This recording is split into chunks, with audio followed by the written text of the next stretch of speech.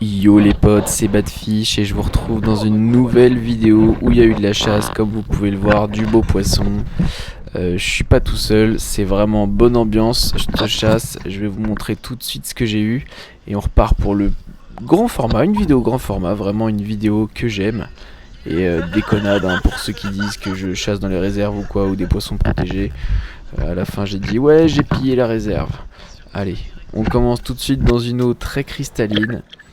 Et dans cette eau très cristalline, je vais aller chercher l'un de mes poissons préférés, une carangue. Alors pour ceux qui sont médisants, c'est une carangue franche, c'est un poisson qui peut faire jusqu'à 3 kilos. Là, nous on pêche pas ces poissons-là, tout simplement parce que après, quand ils sont trop gros, et ben ils ont la ciguatera. Voilà, c'est pour ça qu'on doit pêcher que des petits spécimens. Ces poissons ne sont d'ailleurs pas autorisés à la vente du tout. Donc c'est pour ça qu'on prend des poissons qui font entre 300 grammes et 1 kilo, c'est la limite. La limite vraiment pour éviter de tomber malade. Donc là je suis vraiment très content. Et on s'était dit pour la petite histoire que on n'allait pas en prendre cette chasse. Et puis au final, à peine arrivé dans l'eau, vous voyez, il y a encore quelqu'un qui est... Il y a encore quelqu'un, donc je crois que c'était Island Boy Fishing qui était hors de l'eau, j'en ai pris une. En tout cas je continue, et puis bon c'est pas automatique hein, quand on les suit ces poissons, on n'est pas vraiment obligé de les avoir, donc un beau loupé. En tout cas j'étais avec Tao, et Tao il est tellement gentil, il comprendra que il m'a laissé son petit poisson juste devant, enfin un petit poisson, un beau poisson lézard, hein, facilement 600 grammes. Donc c'est un poisson qui bouge pas, c'est pas dur à avoir. Pour ceux qui disent que c'est une vieille, c'est pas une vieille. Vous voyez, j'ai touché en tête et le poisson vraiment emmène la flèche avec lui. C'est vraiment puissant comme poisson, ça fait un démarrage toujours hyper rapide. C'est sympa. Enfin bref. Voilà, deuxième poisson déjà.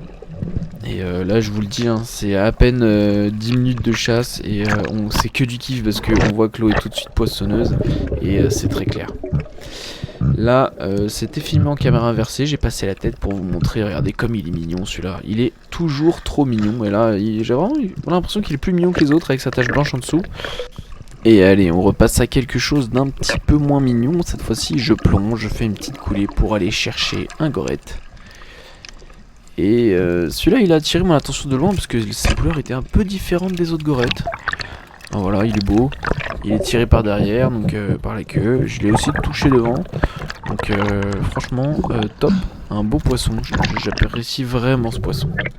Allez, on continue la chasse et ici une scène assez folle, hein, vraiment, qu'on n'aime pas trop voir quand on chasse. C'est un énorme barracuda qui vient et qui vraiment fonce dans ma direction, qui se retourne à un dernier moment et qui repart dans l'autre sens. Alors lui, il est vraiment attiré par ce que je viens de pêcher et c'est pour ça que j'appelle tout de suite les autres parce que du coup il part dans leur direction s'ils voient que je suis menaçant. Mais bon, ils ont pas trop peur ici, ils sont pas chassés, ils sont vraiment porteurs de la ciguatera. On peut pas les manger ces cons là, à part si on est habitué et qu'on est ancestral de cette île, mais franchement c'est déconseillé. Bon, là quelque chose de plus facile à avoir, un barbarin, cette fois-ci pas de bol, c'est loupé alors que j'étais bien au fond de l'eau, hein, je déstabilisais. Je remets vite ma flèche, je me dépêche parce que je le vois, il est pas loin, il est vraiment bien amoché le pauvre. Donc je me dis let's go, je vais recharger et je vais aller le prendre. Donc c'est ce que je fais, je le repère plus loin, je le suis et puis au final il est pas, enfin il est quand même amoché mais il accélère. Donc je me dis allez hop let's go, je le suis, il va peut-être s'épuiser. Et puis je pense pouvoir tirer, un bon angle de tir et puis finalement c'est loupé, pas de chance. Donc vraiment on passe sur plusieurs émotions, hein. On a un gros barracuda qui nous follow. D'un coup on a un barbarin et là hop j'enchaîne avec une belle orphie. Une belle orphie qui passe et malheureusement c'est loupé, c'est dommage, c'est un de mes poissons préférés à chasser vu les sensations que ça procure. Allez, si vous regardez YouTube Shorts, c'est une séquence que vous avez peut-être vue. Vraiment une séquence dingue. Franchement, quand je l'ai vécu, je faisais pas le fier, hein, tout simplement, je faisais pas le fier. Après, c'est vrai que j'étais content, je me suis dit sur la vidéo ça va être marrant, mais bon, je fais pas non plus des vidéos pour que ce soit tout le temps marrant, hein. Je fais des vidéos pour partager ce que je pêche et j'ai pas envie de pêcher dans des conditions dangereuses. Bon, bref, là je vais tirer un énorme perroquet, j'ai vraiment eu de la chance de croiser ce poisson, c'est incroyable, d'habitude c'est bien plus au fond. Et quand j'arrive pour le prendre, en fait je le tire et je me rends compte que punaise, ça tire le poisson dans l'autre sens. Et vous avez vu la murène comment elle le tenait. On voit bien au ralenti ses dents. Et donc évidemment, émotionnellement, à ce moment-là, c'est pas très agréable. Et j'ai d'ailleurs l'impression que le poisson, il est sonné en fait. Il est sonné. Donc je le transporte vite autre part pour pas que la murène revienne m'embêter. En plus de ça, j'avais plus mon couteau. Donc je vais voir Island Boy Fishing qui lui en avait un. Donc je vais lui montrer le poisson par la même occasion. C'est vraiment un très très beau spécimen, hein, ce perroquet. Plus d'1 kilo, il fera facilement de quoi manger à 3. Et tout de suite, vous voyez sa réaction, il est énorme. Franchement, trop cool. Trop cool, mais comme vous pouvez le voir, il y a encore un sacré barracuda qui me fonce dessus dans ma direction. Donc il a fait pareil avec Island Boy Fishing. Évidemment, on a du poisson sur la bouée, ça les attire. Là, c'est quand même le troisième, je crois, qui nous embête depuis le début. Il y avait un premier qu'on n'a pas filmé en vidéo. Et donc celui-là, c'est pareil, hein, c'est un gros qui fait pas loin de 10 kilos, je pense, 1 mètre de long. Donc vous voyez, je le suis, je vais le menacer. Alors on pourrait vraiment les tirer, hein, ça c'est indéniable, ils sont à bout portant. Bon, le seul truc c'est qu'une fois tiré, je sais pas trop ce qu'on en fait parce que c'est un poisson qui est hyper agressif dans la zone Caraïbe. Donc voilà, faut vraiment réussir le tir. Là ils sont à portée de tir, mais c'est pas l'idéal du tout de faire ça. Et comme vous pouvez le voir, Island Boy Fishing, lui, tout simplement, il reste avec sa bouée parce que le barracuda nous tourne autour, il veut croquer du perroquet, et quand on empêche du perroquet, on n'a pas du tout envie de se le faire croquer. Donc, on continue de chasser, mais avec nos bouées à côté, c'est pénible. Moi, je me suis rendu compte que la mienne, j'ai pris un grand fil de bouée qui fait plus de 20 mètres, donc elle est loin. Alors, c'est sécuritaire, hein, au final, le poisson m'attaquera pas, mais bon. En vrai, gros, y a moyen je ne vois pas trop ce qui s'y passe. Moyen qu'il aille voir Babou, et donc, vous voyez, on est quand même embêté par ces poissons. Ce sont des conditions qui sont pas forcément optimales à ce niveau-là, quoi. Bon, j'enchaîne sur un autre type de perroquet qui est aussi gros pour son espèce. Lui, c'est une autre espèce un peu plus commune tout de même.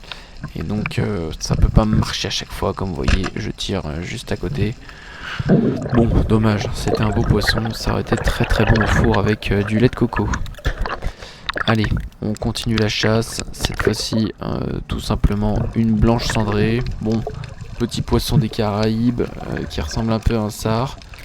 Un classique, il en faut une par chasse parce que c'est pas mal, on peut faire des filets facilement, ça s'écaille très vite aussi, donc pour faire des burgers c'est bon. Là c'est tiré en plein dans la colonne, donc c'est un poisson qui fera 250 grammes environ. Alors ça fait la maille, c'est pas non plus ce qu'il y a de plus gros à pêcher, mais bon, ça se mangera. Allez, on continue la balade et cette fois-ci la séquence de la chasse que j'ai préférée. Là vous allez voir, je vais tirer sur une belle orphie, on peut la distinguer là à la surface de l'eau. J'ai plongé exprès pour qu'on la voit bien et hop, touché. Aussitôt touché, ça se débat. Et j'ai tiré une orphie, gros. vous pouvez l'entendre, j'appelle pour du soutien. Alors bon, c'est pas une situation qui est non plus dangereuse, incroyable, mais bon, c'est vrai qu'on peut perdre le poisson. Et puis ce poisson là aussi est très agressif, vous voyez comment il nage dans l'eau là et qui se balade avec le fil et la flèche. Donc là la flèche s'est coincée, donc ça va. Le poisson reste en mode stationnaire et donc aller en mode fishing peut venir planter sa flèche. Chose faite. Donc voilà, je le remercie direct, hein, franchement au top Island Boy Fishing. Et c'est un poisson qui est très très virulent, vous voyez, quand j'approche la main, regardez comment il ouvre la bouche pour essayer de mordre. Et il y a Tao qui se ramène juste à côté, donc moi je croyais que Tao au début était plus proche de moi, donc c'est pour ça que je l'ai appelé, mais non, finalement c'est Island Boy Fishing qui est venu faire le deuxième tir. Et regardez tout de suite comment le poisson mord la flèche, c'est incroyable. Aussitôt fait.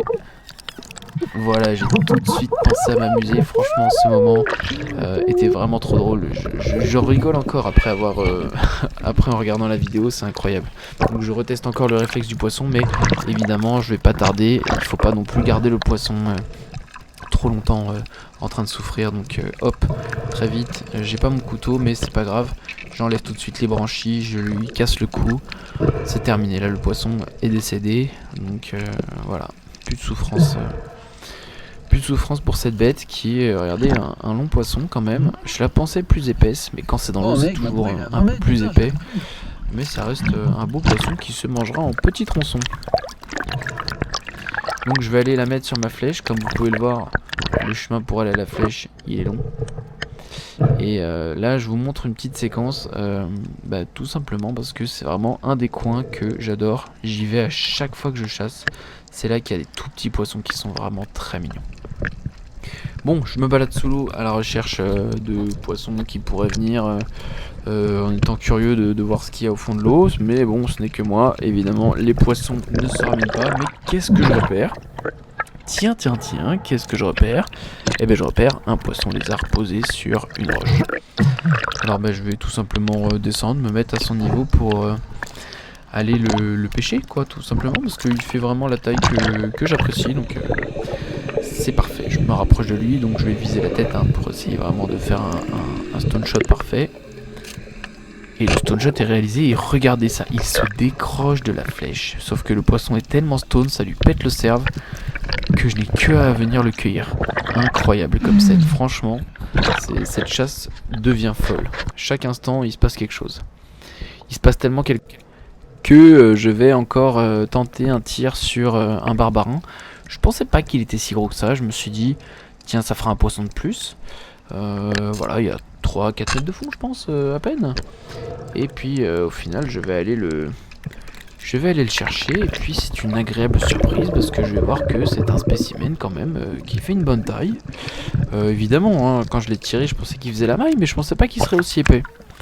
Voilà, donc peut-être que j'entendrai plus souvent des tirs dessus parce que finalement, quand on les voit de loin, on se dit pas forcément qu'ils font cette taille. Donc même chose, hein. On évite de faire souffrir le poisson. Comme vous pouvez voir, ma bouée est hyper loin. Et là, je vais aller l'attacher sur la bouée. Et franchement, quand j'arrive sur la bouée, je me dis, punaise, il y a quand même déjà pas mal de poissons pour aujourd'hui. C'est incroyable. Il y a de toutes les couleurs, il y a plusieurs espèces. C'est vraiment magnifique. Et aujourd'hui, il y a vraiment beaucoup de poissons dans l'eau. C'était vraiment une chasse très agréable. Allez, je continue parce que je repère d'autres barbarins.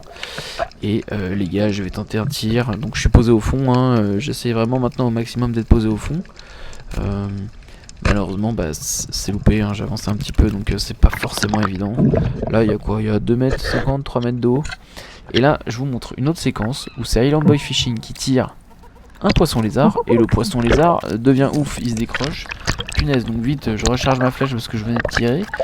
Et en fait, il s'est décroché, sauf que pareil, même chose, Island Boy Fishing va juste aller le cueillir. Enfin, franchement, cette chasse, il nous est arrivé que des trucs de fou. Comme ce poisson lézard encore là qui bougeait tellement pas que j'ai presque failli le piquer du dessus. Bon, j'ai juste esquinté ma flèche, mais voilà, c'est comme ça. Allez, avant-dernière scène, bon là vous verrez peut-être pas très bien ce poisson qui se cache en dessous, malheureusement parce que je suis à la surface de l'eau, vous voyez il y a très peu de fond, je me mets au fond, mais il y a un énorme poisson gris, un poisson que j'ai jamais réussi à pêcher, et voilà, je tire à côté, punaise, je sais pas comment c'est possible, il était énorme, il devait faire au moins 1 kg, et c'est un poisson qui est assez rare à voir quand même. Et donc, voilà, on termine la chasse comme on l'avait commencé, les gars. Je retourne chercher une carangue parce qu'une seule, c'est pas suffisant pour faire des burgers et des petits filets. Donc, voilà, je vais en chercher une deuxième. En tout cas, si la vidéo vous a plu, n'hésitez pas à vous abonner. Tchuss les potes.